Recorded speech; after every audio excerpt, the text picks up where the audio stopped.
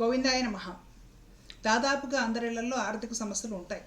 తరచుగా కాకపోయినా అప్పుడప్పుడు ఆర్థిక ఇబ్బందులు వస్తూ ఉంటాయి. కొందరికైతే ఎప్పుడూ ఆర్థిక ఇబ్బందులు కలుగుతూనే ఉంటాయి. పాపము డబ్బు కోసం బాధపడుతూ ఉంటారు, వెతుక్కుంటూ ఉంటారు. 10 రూపాయలు ఖర్చు చేయాలన్నా కూడా కాస్త చేయొచ్చా వద్దా అని ఆలోచన చేస్తూ ఉంటారు. ఎందుకంటే డబ్బు కష్టాలు అలా ఉంటాయన్నమాట.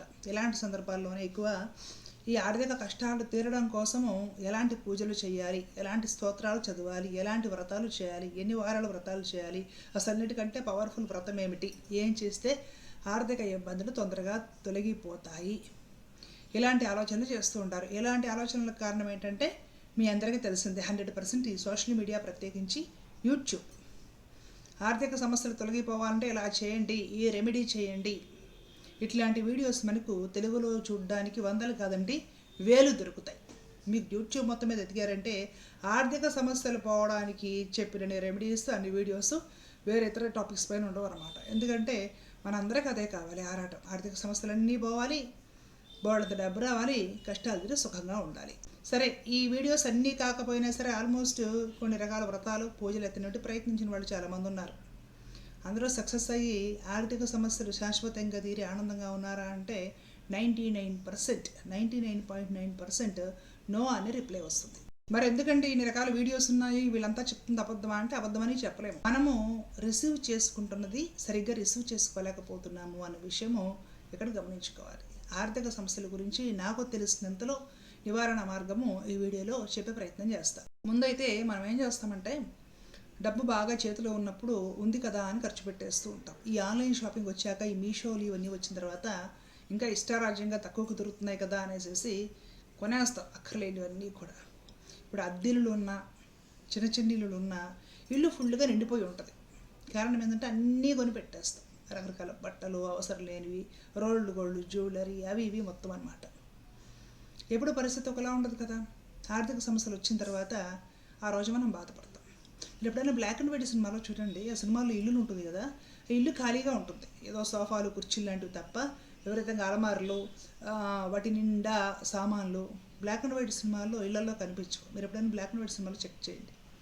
ఇప్పుడు మన ఇల్లులు చూస్తుంటే చిన్న చిన్న పోర్షన్స్, చిన్న చిన్న అపార్ట్మెంట్స్, వాటి నిండా సామాన్లు. కారణం ఏంటంటే అక్కర్లేనివన్నీ కూడా కొనుక్కుంటున్నాము, ఆడంబరాలకు పెడుతున్నాం. ఎక్కువగా మహిళలు మన ఛానల్ ఫాలో అవుతారు కాబట్టి ఈ విషయం చెప్తున్నా. మగవారేమో కొంచెం జల్సాలకని వాటికి వీటికి పెట్టడము, అడిగిన ఫ్రెండ్స్కి ఇచ్చేయడము, వాళ్ళేమో ఇవ్వకుండా ఎగ్గొట్టేయడం, ఇన్వెస్ట్మెంట్ చేసేసి అక్కడ పోగొట్టుకోవడము, ఇట్లాంటి పనులన్నీ వాళ్ళు చేస్తూ ఉంటారు. షాపింగ్లు ఎక్కువ చేయకపోయినా సరే ఇద్దరూ జాగ్రత్త పడాల్సిందే. సరే, గతం జరిగిపోయింది. వీటి నుండి ఎలా మనం బయటపడాలి? ఆర్థిక సమస్యల్లో పూజ ముఖ్యంగా ఎందుకు చెప్తారు తెలుసా మీకు? పూజ చేయగానే లక్ష్మీదేవి ఇలాగా డాలర్లో లేదంటే బంగారపు ముద్దలో అవేమి కురిపించదండి. మనకి ఆర్థిక సమస్యలు, ఇలాంటి కష్టాలు ఉన్నప్పుడు పూజ ఎందుకు చెప్తారంటే, పూజ చేయాల్సిన విధానంలో భగవంతుడిని ధ్యానిస్తూ చేయడం వలన ముందు ఈ మనసులో ఉండే పరితాపం తగ్గిపోయి మనసుకు శాంతి కలుగుతుంది. మనశ్శాంతి కోసం పూజ.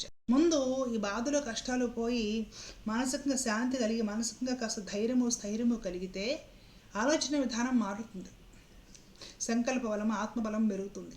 ఆలోచన విధానం మారి మనం ఏం చేయగలము, ఈ సమస్యల నుండి ఎలా సర్వైవ్ అవ్వగలము అనే ఒక క్రమశిక్షణ అలవర్చుకొని ఆ విధంగా ఆలోచన చేసి కార్యాచరణ అమలులో పెట్టి ఖచ్చితంగా సక్సెస్ అవుతారు. పూజ చేయడం వలన ఫలితం రావడం అంటే అదేనండి. పూజ చేసి చేయగానే అనుకోకుండా ఒక సూట్ కేసు నిండా డబ్బు దొరికి, లేదంటే మన పెరట్లో లంకెట్ బిందెలు దొరికి, సరే ఇప్పుడు అపార్ట్మెంట్లో ఉన్నాం, లంకెట్ బిందెలు దొరకవు అనుకోండి, లేదంటే గబాల దేవుడు ఆ పీట కింద ఒక ₹1,00,000 మన కోసం పెట్టి, ఇట్లాంటి వింతలు, విచిత్రాలు, విడ్డూరాలు ఏమీ జరగవు. కానీ పురాణ కథల్లో కొన్ని కనపడుతూ ఉంటాయి. ఆ లక్ష్మీదేవికి ఒక 16 వారాలో 20 వారాలో పూజ చేయగానే ఆ తర్వాత కనకరాశులు, రత్నరాశులు దొరికాయి ఆ ఇల్లాలికి, లేదంటే ఆ యజమానికి, వాళ్ళు సుఖంగా ఉన్నారు. కనకరాశులు, రత్నరాశులు దొరకవు. ఈ విధమైన వ్రత కథల నుండి మనము నీతిని తెలుసుకోవాలి, కానీ మనకు కూడా అలాగ రత్నాలు, బంగారు బిస్కెట్లు దొరుకుతాయని అనుకోకూడదు, ఆశించకూడదు. నిజంగా మీకు ఆర్థిక సమస్యలు ఉండి అందులో సర్వైవ్ అవ్వాలనుకుంటే మీరు పెన్ను, పేపర్ తీసుకోండి. తీసుకొని దాంట్లో మనము నెలవారీ ఖర్చు ఎంత అవుతుంది నీట్గా రాసుకుని, దానికి టైం పడుతుంది. సెల్ ఫోన్లో రాసుకోవడం కాదు, సెల్ ఫోన్ పక్కన పడేయండి. ఆర్థిక సమస్యలు ఉంటాయి, పెన్ను, పేపర్ తీసుకోండి, పెన్ను, నోట్బుక్. ఇంటికి ఖర్చు ఎంత అవుతుంది, పిల్లలకి కానీ, స్కూల్కి కానీ, భర్త గారి ఖర్చులు, ఇంటి ఖర్చులు, ఇవన్నీ ఈ ఖర్చులో మనము ఎక్స్ట్రా ఖర్చులు ఎంత చేస్తున్నాము, ఎంత మనం తగ్గించగలుగుతాము. ప్రతి విషయంలో ఆహారం కూడా సాదా ఆహారం తీసుకోవచ్చు. జీడిపప్పులు వేసి బాదం పప్పులు వేసి వండేది మామూలుగా కూడా వండుకోవచ్చు పాయసం. కొన్ని రోజుల పాటు సర్వైవ్ అయ్యేంత వరకు ఆహారము, సాదా ఆహారము బలమైన ఆహారంగా ఎలా తీసుకోవచ్చు. బట్టలు అవన్నీ కొనకుండా పండగలు వాటికి ఉన్న వాటిలోనే కొంచెం మంచి వాటితో మనం గడపగలమా. అలాగే సూపర్ బజార్లకు వెళ్ళి అక్కర్లేని కొనడం ఇలాంటివి ఏమైనా చేస్తున్నామా. ఇట్లాంటి విషయాలు కాస్త మహిళలే గమనించుకొని జాగ్రత్తగా ఖర్చు రాసుకొని ఎక్స్ట్రా ఖర్చులు ఏవైతే ఉంటాయో అవన్నీ కట్టడి చేసుకొని కాస్త పొదుపుగా జాగ్రత్తగా బండి నడుపుకుంటూ రావాలి ఆర్థిక సమస్యల నుండి సర్వైవ్ అయ్యేంత వరకు. అప్పుడేమవుతుందంటే ఇంకాస్త ఆర్థిక సమస్యలో మనం పడకుండా ఉంటాం. ఆ తర్వాత ఇంట్లో సంపాదిస్తుంది ఎవరో, భర్త గారు సంపాదిస్తున్నారు, మనం ఏమన్నా చేయగలమా. బయటికి వెళ్ళే స్థితి లేకపోతే ఇంట్లో నుండి ఏమైనా చేయగలమా. ఇంట్లో నుండి అంటే మరలా అక్కడ డబ్బులు కట్టే మోసపోయి వర్క్ ఫ్రమ్ హోమ్లు ఇలాంటివి కాదు. లేదంటే సోషల్ మీడియాలోకి వచ్చే కానీ డబ్బులు వచ్చేస్తాయంటే అలా కూడా ఏమీ ఉండదు. నేను ఒక యూట్యూబర్గా చెప్తున్నాను కదా, సోషల్ మీడియాలు చేయడం కూడా అదంత తేలిక పని కాదు. దానికి చాలా కఠినమైన శ్రమ, అనుభవము, సాధన, సహనము అన్నీ కావాలి. ఏ పనైనా చేయవచ్చు. మనకు వచ్చిన పని నిజాయితీగా, ధర్మబద్ధంగా, ఎవరిని మోసం చేయకుండా మన హద్దుల్లో ఉండి ఏ పని అయినా సరే మనం కూడా చేయవచ్చు. ఈ రోజుల్లో ఇంటి నుండి చేయడానికి చాలా పనులు ఉన్నాయి. మీకు తగ్గ పని మీరు చూసుకోండి. ఏ పని చిన్నది కాదు. నేను ఇంత పెద్ద వంశంలో పుట్టి పెద్ద ఫ్యామిలీలో పుట్టాను, మా పుట్టింట్లో పెద్ద క్యాస్ట్లో పుట్టాను, ఈ పనులు చేయడం ఏంటి అని అనుకోకండి. పని ఎప్పుడూ తప్పు కాదు. భగవద్గీత ఆ విషయమే చెప్తుంది. ఏ పనైనా సరే మనం మనసు పెట్టి భగవత్ప్రీత్యర్థం అనే భావనతోటి ఎవరిని మోసం చేయకుండా ధర్మబద్ధంగా చేస్తే ప్రతి పని పూజ అవుతుంది. పని చేయడానికి పెద్ద క్యాస్ట్, చిన్న క్యాస్ట్, పెద్ద ఫ్యామిలీ, చిన్న ఫ్యామిలీ ఇలాంటివి ఏమీ ఉండవండి. ఏదైనా సరే మీకు తగ్గట్టు మీరు చేయగలిగినవి కొంత టైం పెట్టుకొని చేయగలుగుతారా. నిదానంగా దాంట్లోనే మీకు అనుభవం వచ్చి దానిలోనే 4 దారులు దొరికి రేపు మీరు కూడా ఒక మంచి బిజినెస్ మ్యాగ్నెట్ అవ్వవచ్చు. ఎంతోమంది మహిళలు భర్త పోయి అనుకోకుండా 2 పిల్లల్ని పెట్టుకొని వాళ్ళకు వచ్చింది ఏదో నేర్చుకొని చాలా పెద్ద బిజినెస్ ఉమెన్లు అయ్యారు వాళ్ళు. ఈనాడు వసుంధరాలో వస్తూ ఉంటే చిన్నప్పుడు చదివి చాలా ఆనందించేదాన్ని, మహిళలు ఎంత సాధిస్తున్నారు అనేసి. మరి ఆర్థిక సమస్యలకి పూజ చేయాలా అండి అంటే పూజ కూడా చేయాలి. నిత్య పూజ చేసుకోండి. ఈ ఆర్థిక సమస్యలు పోవడం కోసము మనసుకు బలంగా ఒక సంకల్పం కావాలి. బాగా అర్థం చేసుకొని చెప్తున్నది. నేను మోసం చేసే మాటలు చెప్పను. ఈ శ్లోకం చదవగానండి, ఈ స్తోత్రం చదవగానండి వెంటనే పనులు అయిపోతాయండి, అద్భుతాలు జరుగుతాయండి. నేను ఇప్పుడు 3000 పైచిలకు వీడియోస్ చేసుంటాను. నేను ఏ వీడియోలో కూడా చెప్పలేదు. మీకు ఉన్నది ఉన్నట్టే చెప్తున్నాను. నీ మనసుకు ఒక విషయం మీద దృష్టి పెట్టడం కోసము సంకల్ప బలం అనేది అవసరం. స్టాండర్డ్గా మనసు దాని మీద ఉండడము, దాని మీద ఎక్కువ ఇంట్రెస్ట్, ఫోకస్ పెట్టడము అనేది చాలా అవసరం. దానికి భగవంతుడి ఆశీస్సులు లేదా అనుగ్రహం కూడా అవసరం. మనకి మనోబలము లేదా ఆత్మబలం ఎవరు ప్రసాదించేది? భగవంతుడే కదా. భగవంతుడిని ప్రార్థించడం అనేది అన్ని సాంప్రదాయాల్లోనూ అన్ని మతాల్లోనూ ఉంది. ఆర్థిక సమస్యలు ఉన్నాయని మనం మన పద్ధతిలో చేసుకుంటాము. ఇంకొక మతం వాడు ప్రార్థించుకుంటాడు, ఇంకొక మతం వాడి దేవుడిని ఏదో వాళ్ళ భాషలో ఏదో ఒక ప్రార్థన అనేది చేసుకుంటారు. అన్ని పద్ధతుల్లో, అన్ని సాంప్రదాయాల్లో, అన్ని మతాల్లోనూ ఉన్నాయి. ఎందుకు చేస్తున్నాము ఆలోచించండి. అంటే మనకు ఆ విషయం గురించి మానసికంగా స్థిమితం అవసరం, మానసిక బలం అవసరం. మానసికమైన బలహీనత, ఈ బాధపడటము లేదంటే విరక్తి చెందడము ఇలాంటివన్నీ వదిలేసేసి మనోబలము, ఉత్సాహము, ధైర్యము, సంకల్ప శక్తి, ఆత్మబలం కావాలి. కాబట్టి మనము మనకిష్టమైన ఏదో ఒక దైవాన్ని ఆధారంగా పట్టుకోవడం అనేది సహజం. ఉదాహరణకు కొందరు ఏం చేస్తారు, వెంకటేశ్వర స్వామిని పట్టుకుంటారు. 7 శనివారాలు 8 శనివారాలు నియమంగా ఏదో ఒక వ్రతమో పూజ చేసుకొని స్వామి మమ్మల్ని ఆర్థిక సమస్యల నుండి బయటయ్యి మళ్ళీ నెక్స్ట్ శనివారం అదే చేయాలి. అంటే ఏంటంటే వీళ్ళకి మనసు ఆర్థిక విషయాల నుండి బయటపడాలి అనే ఒక ఉద్దేశం, సంకల్పం పెట్టుకొని నేను ఇది చేస్తున్నానని దాని మీద బలంగా నిలబడుతుందనమాట.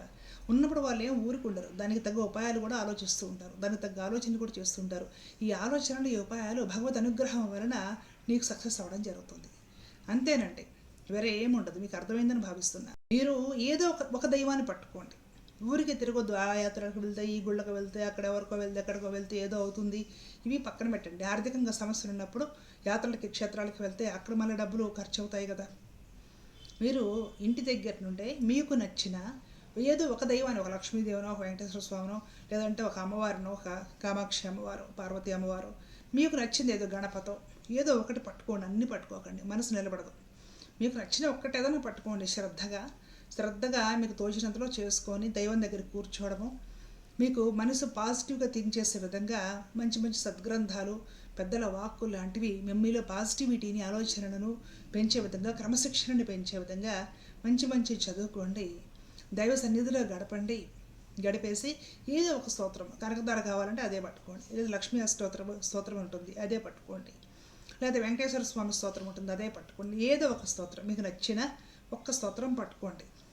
నన్ను ఈ సమస్య నుండి బయట అనేసి పరమాత్మ ప్రార్థించి ఆ స్తోత్రము అనుసంధానం చేసుకోండి. ప్రశాంతంగా దైవం దగ్గర కూర్చోండి. నేను ఎలా అయినా సరే ఈ ఆర్థిక సమస్యల నుండి బయటపడాలి అని మనసుకు బాగా సంకల్పం చేసుకోండి. దీనివల్ల మీలో ఉండే ఈ నెగిటివ్ ఆలోచనలు పోయి పాజిటివ్ ఆలోచన అంటే సకారాత్మకమైన ధోరణి పెరిగి బాగా స్ట్రాంగ్గా నిర్ణయాలు తీసుకోగలుగుతారు. మీలో భయాలు, మనసులో ఉండే చీకటి, బిడియం, ఆందోళన లాంటివి పోయి ఒక స్ట్రాంగ్గా మంచి పాజిటివ్ ఎనర్జీతోటి మనసు నిండిపోతుంది దైవానుగ్రహం వలన. దానికి తగ్గట్టే మీ ఆలోచనలకు తగ్గట్టే ఆచరణ ఉంటుంది.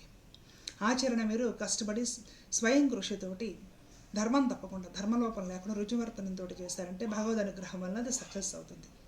సక్సెస్ అయిన తర్వాత నేనే గాబుగా గెలిచాను అని మీరు ఆరాధించిన ఆ దైవాన్ని మర్చిపోకండి, అహంకారాన్ని వ్యతిరేకించుకోకండి. సక్సెస్ అయిన తర్వాత ఆర్థిక సమస్య నుండి బయట పడతారు ఖచ్చితంగా. పడిన తర్వాత కూడా ఒకప్పుడు నేను ఈ సమస్యలతో బాధపడ్డాను, ఈ సమస్య మళ్ళా రావచ్చు అని డబ్బు పొదుపుగా వాడుకోండి. కాస్తంత వాడుకోండి, కాస్తంత దానం చేయండి, కాస్త రేపటికి దాచుకోండి. వృధాగా మాత్రం ఖర్చు పెట్టుకోకూడదు. Simple thing. ఇది వదిలేసి ఆర్థిక సమస్యలు అసలే మునిగుంటే ఈ ఆర్థిక సమస్యలు పోవడానికి ఆ హోమం చేయించుకున్నారు, ఇదేదో ఇంకేదో ఈ పూజ చేయించుకున్నారు, ఆ గుడికి రమ్మన్నారు, ఆ క్షేత్రానికి వెళ్ళమన్నారు అంటే ఇంకా ఖర్చులు అవుతాయి మీకు. మీ మనసు నిలబడకుండా ఏ క్షేత్రానికి వెళ్ళినా పనిచేయవు మీకు. అర్థమవుతుంది కదండి. ఆర్థిక సమస్యల విషయంలో జాగ్రత్తగా ఉండాలి. మీ ఇష్టదైవాన్ని ఆశ్రయించండి.